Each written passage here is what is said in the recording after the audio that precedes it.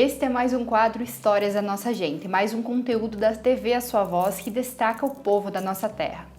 A nossa entrevistada desse mês é mãe, empresária, advogada, mulher, secretária estadual da Rede Feminina de Combate ao Câncer, moradora de Pinhalzinho e uma viajante do mundo. Seja bem-vinda ao Histórias da Nossa Gente, Silvana Barros da Costa. Oi, tudo bem? Silvana, para começar a nossa conversa, a nossa pergunta aqui de início do Histórias da Nossa Gente, quem é a Silvana? Como que você se define? Bem, eu sou uma mulher que não vim para fazer peso no mundo. Eu sempre quero fazer a diferença. Eu não consigo, na minha vida, ter nada morno.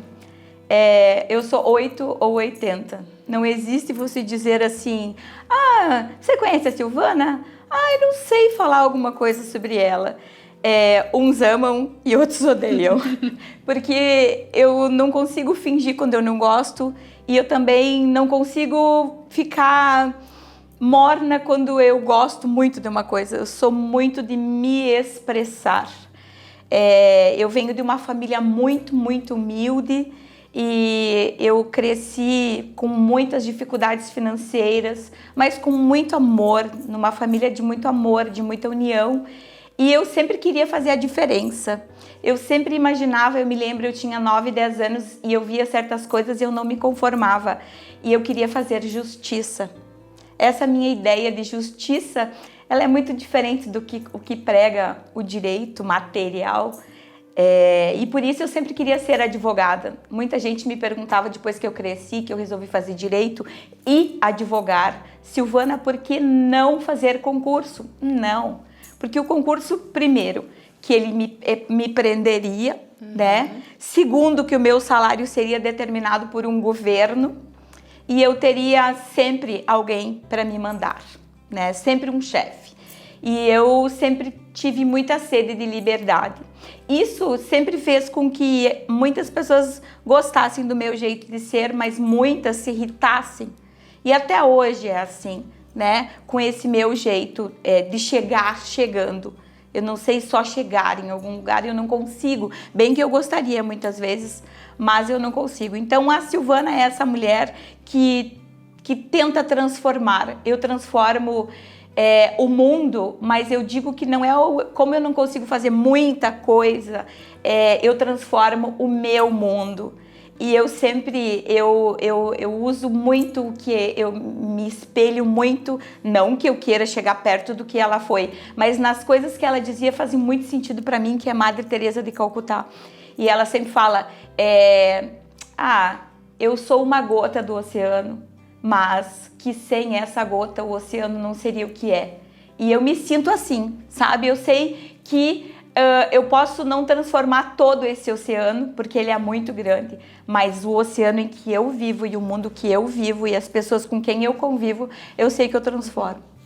Tu disse que desde muito nova tu tinha esse desejo por essa sede de justiça. E como foi a tua decisão de estudar direito e se tornar advogada?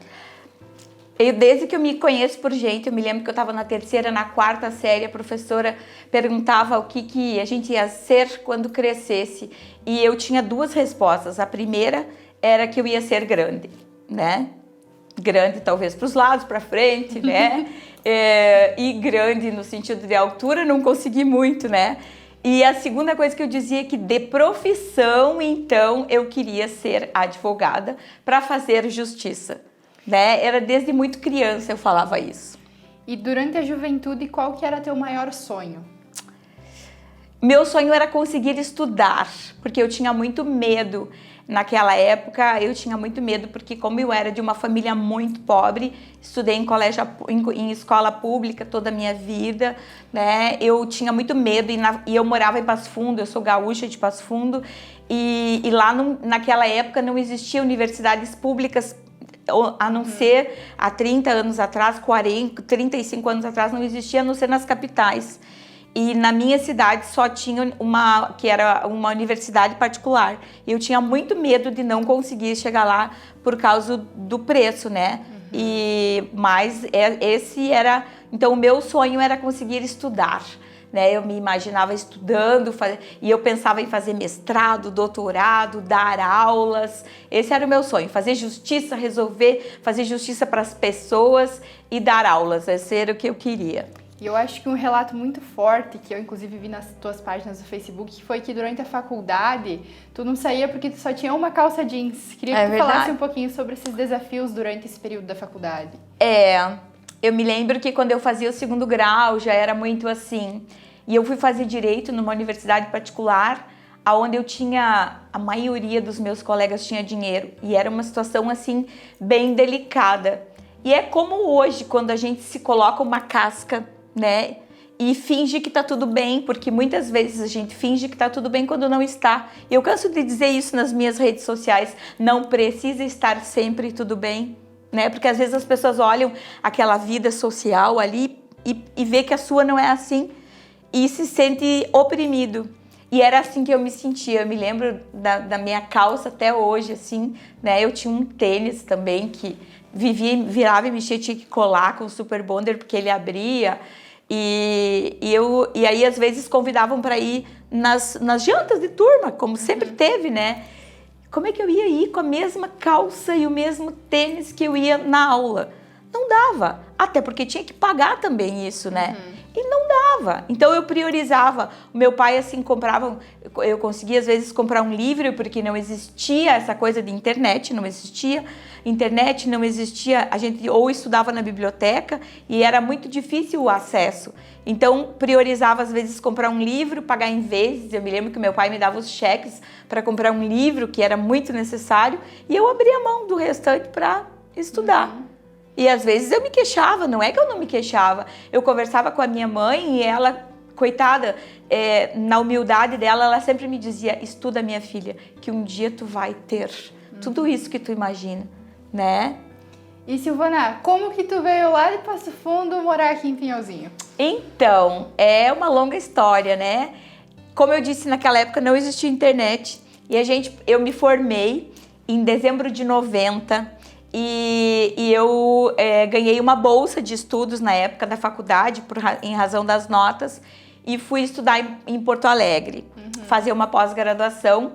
Aí eu acabei, era aquela disputa pelas notas, né? Eu acabei ganhando uma bolsa na escola do Ministério Público e uma bolsa na PUC, né? Na pós e processo civil do Ovídio Batista. Acabei fazendo as duas lá em 1 ano e meio. Só estudando para ser uma boa advogada. Fazendo escola do Ministério Público, onde todo mundo estava estudando para fazer concurso. Eu até fiz um, né? Mas isso é uma outra história. Era muito jovem, tinha 20 para 21 anos. E aí, quando terminou, eu precisava trabalhar, né, gente? Uma família humilde, pobre, precisava trabalhar. E aí eu comecei a procurar trabalho no jornal. A gente olhava nos classificados do jornal e lá eu encontrei, né, uma grande empresa de Chapecó, que eu não gosto de dizer o nome, não quero, porque não quero fazer propaganda para ela, porque era uma empresa que tratava muito mal os funcionários, e eu sei que até hoje trata, né, mas era uma grande empresa. Foi onde eu comecei, eu assumi mandei um currículo, fui chamada para fazer uma prova em Chapecó, pensava que era litoral, tá? Não tinha nem ideia para que lado ficava Chapecó. Embarquei no ônibus de Passo Fundo para ir fazer uma prova, então, e uma entrevista em Chapecó. Uma semana depois eles me ligaram que eu fui a escolhida e eu peguei o ônibus e fui, me ligaram numa quarta-feira, na outra segunda eu tinha que começar a trabalhar e eu fui, foi assim meu primeiro emprego. Eu trabalhei na empresa durante 3 anos e meio e eu, assim, não gostava da forma do corporativismo, sabe? E então eu pensava, mas se às vezes os advogados com um processo que eles faziam um acordo ganhavam o que eu ganhava o mês todo. Então eu resolvi sair e empreender. Queria ganhar mais, porque com aquele dinheiro eu não ia conseguir sendo empregada. E como funcionário, né, você não consegue fazer o teu salário. E eu imaginava que eu queria fazer o meu salário e ganhar mais para conseguir todos os meus objetivos, né, desde aqueles menores até os maiores. E aí eu saí, fui empreender, comecei a trabalhar sozinha, acabei conhecendo pessoas aqui de Pinhalzinho, inclusive uma delas foi meu ex-marido, né? Vi que aqui tinha um campo fantástico. Na época tinha 3 advogados, homens só aqui, né? Tinha uma outra advogada que estava começando, recém-formada também, e eu recém-formada, né? Tinha essa experiência de 3 anos e pouco numa empresa, e eu resolvia alugar uma sala, abrir a porta, comprar os móveis para pagar em 30 dias e um computador que daí já tinha, né, para pagar em 30 dias e empreender e botar a cara no mundo e começar a trabalhar. E como naquela época era tudo diferente e tinha poucos advogados, as pessoas acabavam vindo, né, e foi assim. E tu comentou que quando tu chegou aqui tinha 3 advogados homens. Como mulher, como foi essa tua entrada no mercado de trabalho? Foi muito difícil, muito, extremamente difícil, porque eles viram isso como uma afronta, né?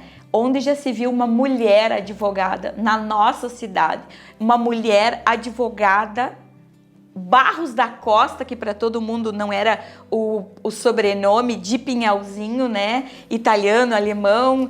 E quem não me conhecia, inclusive tem uma história, uma pessoa que não me conhecia e soube do meu sobrenome, fala: ah, né? Mas ela é morena e tal, aquela coisa, né? De antigamente que falavam, nem com esses termos, foi bem pior do que isso, né?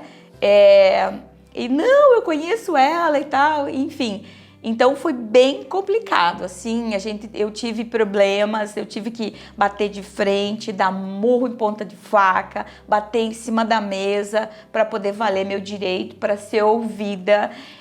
Eu fui discriminada extremamente, né? E eu tive problemas pessoais, inclusive perseguição, mas tudo passa. E quando você é realmente bom no que você faz, quando você tem uma meta, não importa os percalços, não importa os espinhos, você sabe que na frente tem sol e que no final dos espinhos sempre tem flor. Então eu sempre corri muito atrás disso e depois dos problemas eu poderia ter ido embora, saído, não ter enfrentado, mas não, sabe? Eu queria mostrar para que eu vim. E sempre com essa ideia de que eu não vim para fazer peso no mundo, que eu vim para fazer a diferença e mostrar. E eu efetivamente passei por todos esses problemas, né? E consegui dar a volta e mostrar para que eu vim, mostrar né, que o meu trabalho ele é sério, que o meu trabalho ele é humano, porque depois eu comecei a trabalhar só com direito previdenciário e o direito previdenciário, além dele me trazer uma renda muito boa, eu me sinto efetivamente fazendo aquilo que eu queria desde criança, que é fazer justiça, sabe? Porque é justiça social. Você dá dignidade para muita gente que às vezes passou uma vida sem ter R$100 no mês para comer, para pagar a luz e de repente, pelo menos na sua velhice, né? Ele consegue ter a dignidade de ter uma aposentadoria. Não é muito, mas para quem nunca teve isso, é incrível. E cada vez mais com a legislação mudando e o direito previdenciário tem mudanças toda semana. Então, se você não for especialista no que você faz, às vezes você vai perder o direito de um cliente que vai ser o único processo que ele vai ter na vida. Então eu não acho isso justo com as pessoas. E eu efetivamente me sinto que eu encontrei o meu lugar. E qual que é a maior alegria da tua vida? Meus filhos. E se tu pudesse voltar no tempo, você faria algo diferente? Eu costumo dizer que a gente não tem oportunidade de voltar atrás para fazer nada, por isso eu não tenho como me arrepender de nada do que eu fiz e fazer nada diferente. Eu posso sim fazer o futuro diferente, algo que eu acho que atrás poderia ter sido diferente, então para frente, se surgir a oportunidade de eu fazer novamente, eu vou fazer diferente, até porque como nós somos seres em transformação, em constante transformação, o que lá atrás eu achava que era certo e se eu fiz porque eu achei que naquele momento era o que eu tinha para fazer e era o que era certo para aquele momento. Hoje eu faço diferente, mas porque eu também não sou mais aquela lá de trás. Eu sou uma Silvana diferente todo dia. E você se considera uma pessoa vitoriosa? Sim, muito.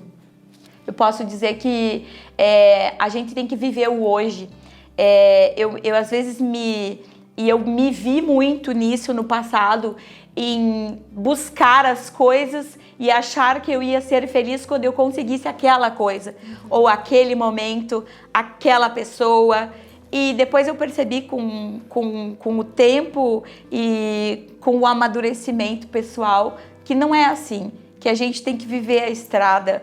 E essa estrada, às vezes, ela é mais maravilhosa do que a própria conquista. Então, sim, eu sou vitoriosa, porque eu consegui chegar aos 53 anos de idade, porque eu formei uma família, porque eu tenho filhos maravilhosos, porque eu tenho amigos maravilhosos, porque eu tenho uma história para contar, de dores, de vitórias, de ganhos, de prejuízos. Sim, eu sou uma vitoriosa. E como que tu se enxerga daqui a 20 anos? Eu me enxergo ainda mais maluca do que eu sou hoje, porque quando eu era bem mais jovem, eu imaginava que quando eu chegasse aos 50 anos de idade, eu ia começar a puxar o freio de mão e sei lá, aproveitar a vida. Eu imaginava na minha cabeça, e hoje eu vejo que eu aproveito a vida de todas as formas possíveis. E eu não deixo nenhum dia da minha vida de aproveitar a vida. Então, e quanto mais eu imagino e penso em... eu não me imagino parando de trabalhar e nem reduzindo o ritmo, porque eu percebo que quando eu tenho dias ou semanas um pouco mais slow, né, mais lenta, eu começo a ficar agoniada. Então, eu me imagino daqui a 20 anos... fazendo a mesma coisa que eu faço hoje de uma forma diferente, porque hoje a pandemia ela nos trouxe um aprendizado muito grande. E para mim, na minha profissão e no nicho que eu trabalho, ela me trouxe a liberdade que eu sempre quis. E eu queria, antes da pandemia, eu parei de dar aula na universidade porque eu queria liberdade para viajar. Então era para isso que eu queria largar um pouco a advocacia, para viajar. E hoje, com a pandemia, eu não preciso mais, eu estou viajando e hoje eu faço audiências. Eu passei 51 dias viajando, 40 e poucos no Nordeste. Eu parava num restaurante, eu ficava no hotel, fazia uma audiência, eu atendia um mentorado, porque eu dou mentoria para jovens advogados. E eu continuei advogando, curtindo do mesmo jeito. Então, no meu nicho, no direito previdenciário, cada vez mais eu tendo essa liberdade, eu não quero parar de advogar, porque é o que eu sei fazer e sei fazer bem feito, então eu adoro isso. E agora a nossa pergunta padrão do Histórias da Nossa Gente, para quem você tira o chapéu? Para quem eu tiro o chapéu?